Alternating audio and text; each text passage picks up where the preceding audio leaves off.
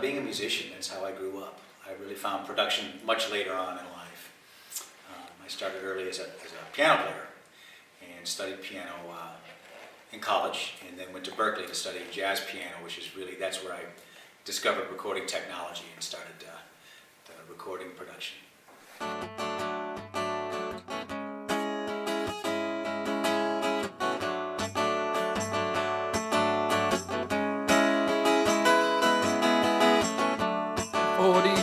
And 40 nights. I think as if you're going into audio engineering and everything, you have to be open because you limit yourself if you funnel yourself to like only record one genre of music or one type of artist. When I was in school, I thought I'd only work on music that I liked, and that's not true. You will take work for whoever's willing to pay you to produce their music, and that just means really nothing has changed. You still do your absolute best to create the absolute best product that you can create, whether it's music that you might listen to outside of work or not. I've worked with kind of an acoustic band, you know, miking up their drum sets, which is strange, you know, because you mic up this acoustic band with a giant sounding drum set, and you kind of can bring it down to anything you want. You can bring it down to be like something as small as a club drum set, or something as big as, you know, Led Zeppelin.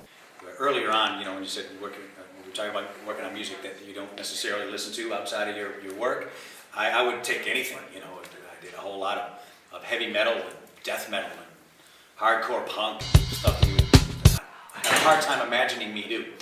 But I did tons of it because they were signed. I'm breaking in, shaping up, then checking out on the prison bus. This is in the apocalypse. I come from a music background. I played guitar since I was 13 years old, and ever since then, man, I've just picked up different instruments. I took music theory level 1 and level 2, so, you know, it's a huge help when you hear people singing and you know if they're out of key and you know they're hitting the 5th or the 4th or the, you know, the diminished 7th or, you know, whatever, you know, you just know. So from there you can kind of pick it up and help coach them a little bit better. You know, having a music background definitely helps big time in producing music. There's kind of two ways to look at it, the technical side and the creative side. So oftentimes there's two different people. There's the engineer and the producer. But then again, budgets being what they are, they can be the same person, which I did quite a bit of. Where I would be hired as an engineer, and then they'd eventually just ask me, why don't you just go ahead and produce. But I tell my students, you know, if you want to be an engineer, you need to learn as much as you can about musical instruments and microphone technique. But as a producer, you need, I think, to learn as much, or it'd be helpful anyways, to learn as much as you can learn about music. Actually, we have returning clients that, you know, Tony's worked with in the past, obviously. And the younger engineers, such as myself, we go out a lot to different clubs and different venues and try to recruit bands. I'm in a band myself, so every time we play out, we play with another band, I always hand out my card. Be like, you know, I'm also an engineer. Here, you know, we have a very nice studio, and give them the whole, you know, the whole spiel. So there's a couple of different ways. You know, we can go out ourselves and talk to different bands throughout Providence and Boston, wherever really. And then myself and my band, when we go out, I always hand out my card. So.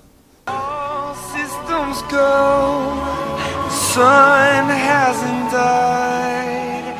Deep in my bones. To be ambitious, you have to love what you do. Because if you don't, I think it shows.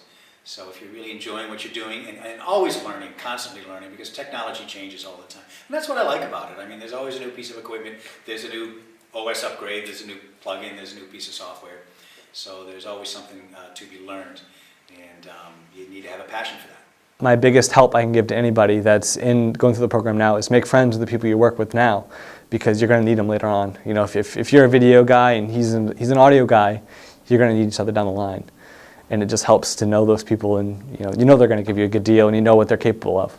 So it's always a huge help in the end to, you know, be friends with the people you work with now.